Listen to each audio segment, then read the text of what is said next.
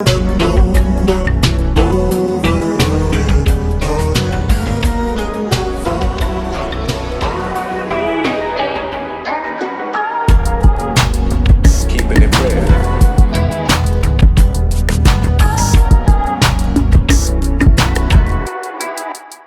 it do? This is your brother Bishop of Bishop Zone TV, and man, am I back with another banger for your ass. This time, I will be discussing Marcel Dixon and the South Carolina election results. If you didn't know by now, Marcel Dixon was running on behalf of the 6th Congressional District of South Carolina, and the results came in and he lost very, very, very bad. I mean, god damn. We talking a whopping 88.5% for Jim Clyburn and 4.47% for Marcel Dixon.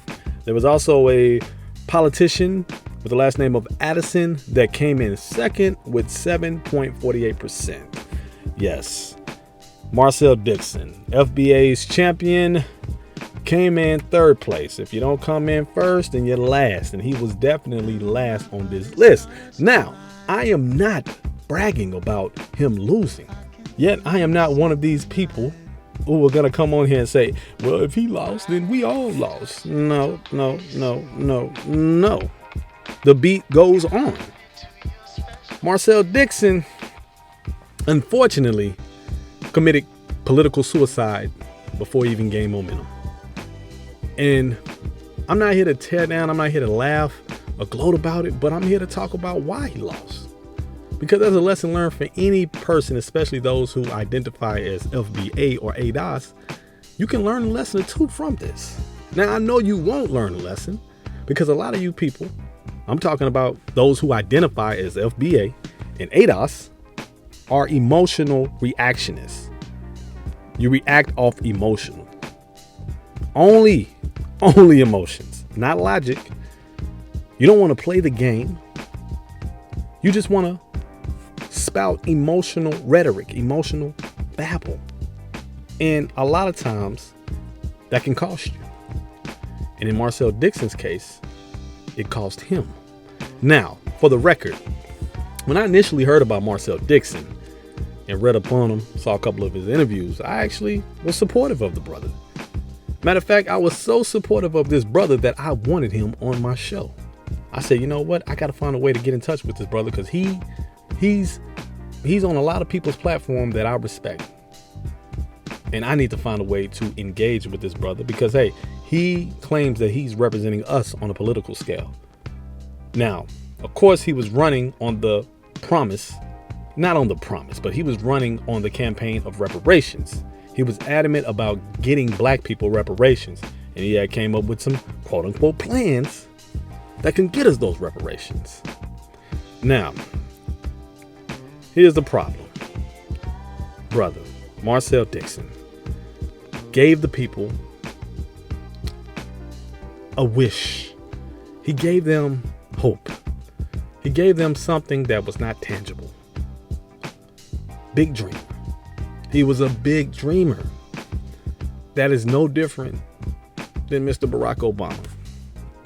And dare I say that he might have took a page out of Obama's book with giving people hope.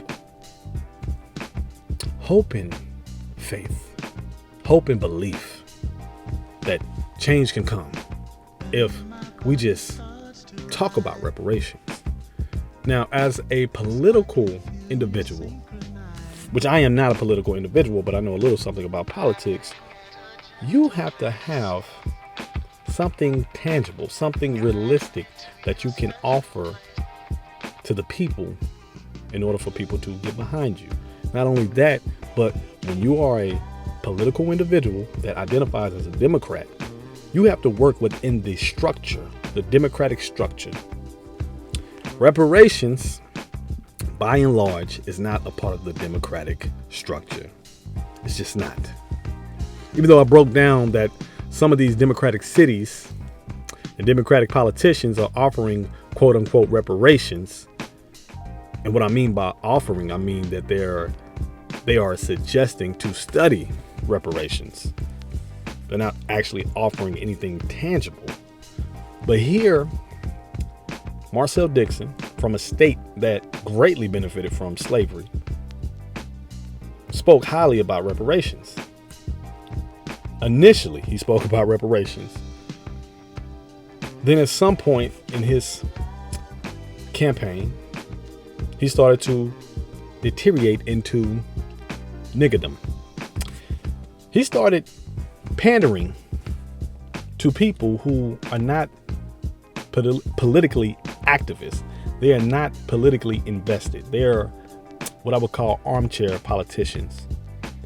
They are emotional reactionary or reactionist. They are emotional reactionists. This is the FBA, the bottom of the bottom when it comes to the black community. And I say the bottom of the bottom because they on the surface, on the internet surface, they seem as though they are very politically strong. But as we see with his results in South Carolina in the 6th congressional district, they are not. They are not strong. They are not effective. What Marcel Dixon's results showed you is that FBA, ADOS, all these extremist groups that their only existence is to unify against what they consider an enemy, which is black immigrants, because so many do consider them an enemy. What that showed you is that outside of the internet, outside of Twitter, even YouTube, any kind of social media outlet, these people are irrelevant. The best you could do was 4.4 or 4.47% of the vote. That's the best you can come up with. It's 4.47%. Fam, I'm not even running a campaign, and I probably can do 2% in my sleep. I guarantee you I can. See, often, a lot of Jim Clyburn's critics, they claim that all Clyburn gave black people was a fish fry plate. Well, what did Marcel give you? He gave you absolutely nothing. Because if we look at Mr. Clyburn's congressional page, or Congress page, the man actually, I hate to say it, but he's actually done something for people in the 6th congressional district. Now, again, we're talking about the 6th congressional district. Marcel Dixon, not one time, addressed the specific needs of those in that district. See, while all y'all were outside of that district championing behind Marcel Dixon, you never once asked, well, what specifically do those in the 6th congressional district, that's a majority rural area, need from us so we can secure Marcel Dixon a victory for Congress? Because I guarantee you, those black people in the 6th congressional district of South Carolina, that's mostly a rural community, they're not worried about reparations. I mean, reparations isn't on the top of their list, I guarantee you. And Jim Clyburn, for all intents and purposes, he knew what the people wanted. Let's look at this. Look, Congressman Clyburn delivers $155 million to the 6th district. Let me ask you a question. Did Marcel Dixon deliver that amount? No, he was too busy celebrating. He was too busy gloating about receiving donations on Twitter. Clyburn delivers 7,200 manufacturing jobs to South Carolina. Hey, that's something. I'm not a Jim Clyburn fan. I think the brother is a Democratic pet. He's put in place to serve the greater good of the Democratic structure that is, for lack of a better term, is a white supremacist structure. No different than the Republicans. But when we're talking about politics, and we're talking about politics on the level of federal Congress, you have to provide tangibles for the people. And Marcel Dixon simply did not. Marcel Dixon was a dreamer. He was a teacher before he was a political individual. A teacher who was fed up with the system. I respect that. I understand the sentiments. But if you step into the ring of the big boys, you have got to have connections, network, and a track record. You can't just climb your way up to Congress. That's big dog status, brother. You got to work your way up. And like so many of our people, they don't want to do the work. They want handouts. They don't want to crawl before they walk. They want to run. Like so many. And many have failed. Tried and failed.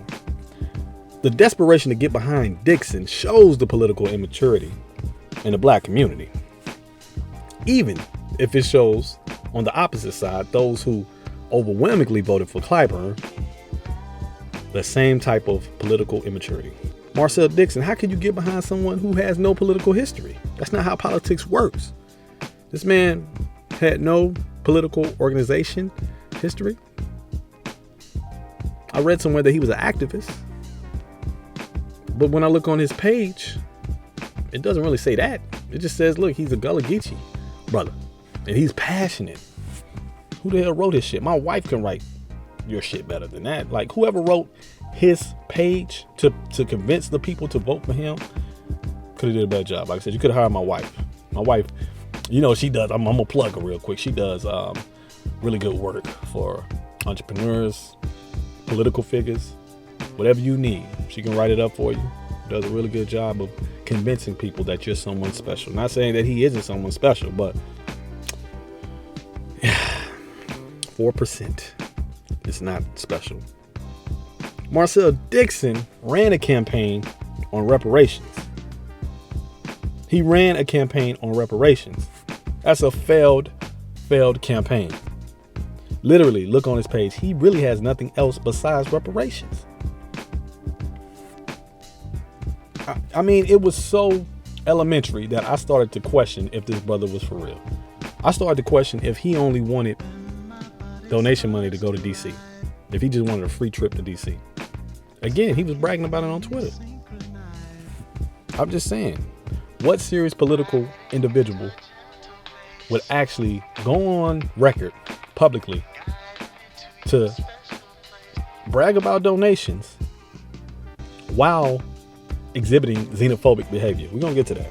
See, Dixon did represent a lot of Black America, at least a lot of the young and hopeless or hopeful Black individuals in this country. Emotions and no tangibles. Emotions and no plan. Emotions and no long-term goal. Short-term wants. That's all they want. It's just a short-term want. That's what Dixon ran on. Marcel Dixon could have even learned something from Yvette Carnell. Because see, Yvette Carnell, she was a strong xenophobic individual. She ran her ADOS campaign, her and Tone Talks, ran a ADOS campaign on xenophobia in its early beginnings. And as ADOS gained more publicity, and I'm talking about publicity from those of the likes of New York Times and some other political pundits of influence, celebrities alike, Yvette started to silence the xenophobic rhetoric. She started to go away from it. I'm not saying she was denouncing it, but she just started to talk less about xenophobia or talk less about Black immigrants.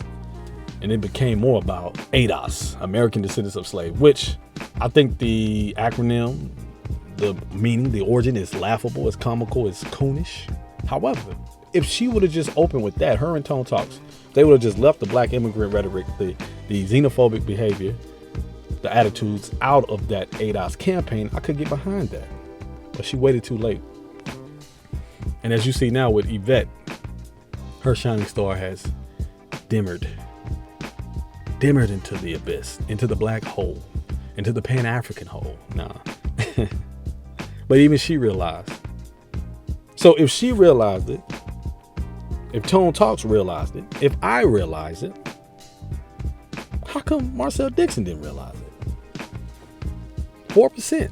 I'm gonna keep saying that, 4%. This man did not accomplish anything of relevancy. Didn't accomplish anything unless he accomplished gathering donations to fatten his pockets. Because your money went to what exactly?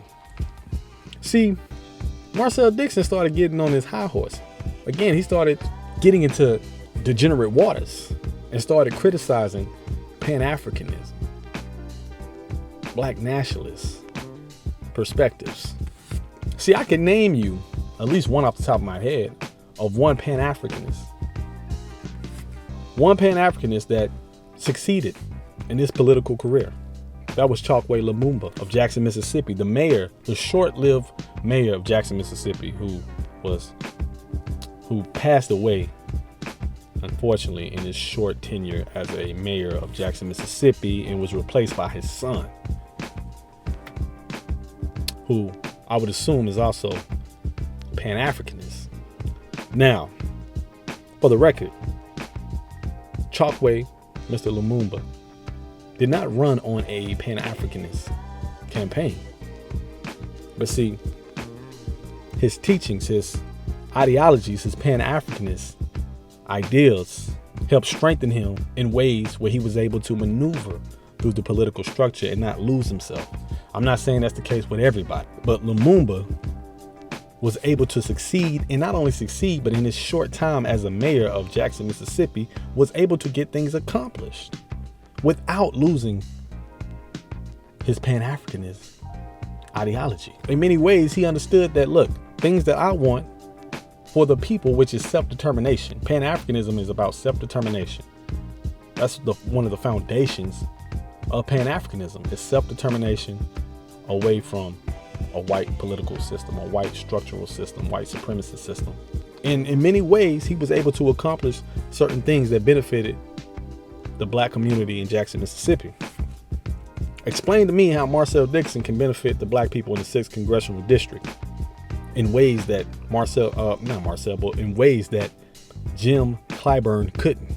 Reparations? Really? Did he have a timeline for when reparations was supposed to kick in? Did he have a realistic timeline? Or just promises? Lessons can be learned from this, y'all. I know y'all gonna be upset about this. I know you're gonna be upset about this.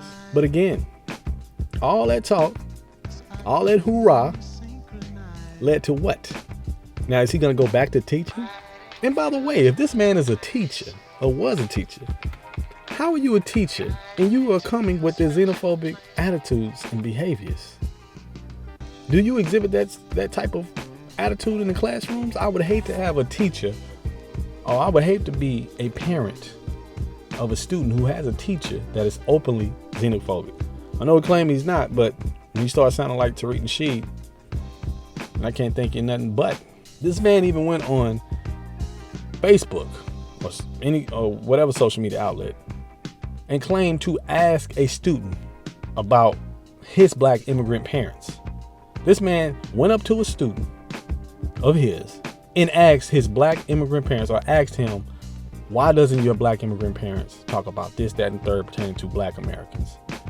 You're asking a young man who doesn't have the world figured out himself. That sounds like a bully tactic to me. This sounds like a man who is not a leader, who is not disciplined, who is not disciplined enough to lead a congressional district of mainly rural, poor black Americans. This guy's too emotional.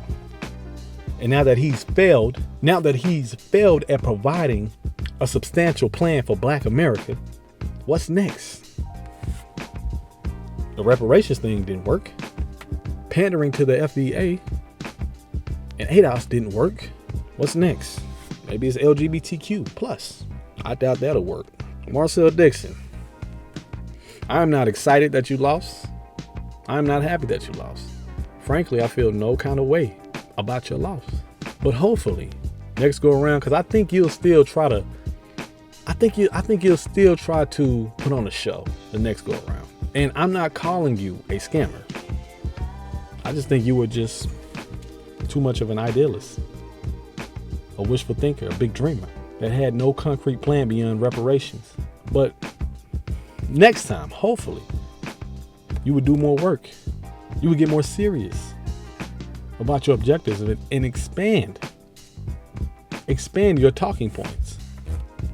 Expand your plans and goals for the people in your district and talk directly to the people in your congressional district. Don't take on a big fish while representing the 6th District of South Carolina. Focus on those people first. Don't lose sight of that, because you did lose sight of your people. Mr. Gullah Geechee, which, by the way, if you're a Gullah Geechee, maybe you should be thanking Jim Clyburn, because, hey, I don't know, he was able to make the Gullah Geechee corridor happen. He helped put that together. According to his site, he helped make those historic destinations. I'm just saying. Maybe you should learn something from Clyburn and see how was he able to sustain a level of success. Your people overwhelmingly voted for him. Didn't even think about you, brother.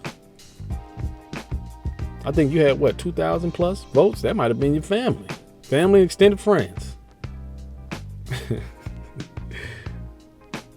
Humble yourself. Focus on Black America. Don't get caught up in the degeneracy of FBA and ADOS. As you see now, these FBA and ADOS, when it comes to something outside of the internet, when it comes to serious platforms with people that are well connected in the government, ADOS and FBA only reach so much. That shit only reaches a certain level, and it usually fails. So with that said, let me know what you think. If you think I'm way off base, prove it. I can't be that off base if he only got 4% of the goddamn votes. Let me know what's up, though. Like and subscribe. And until next time, holla.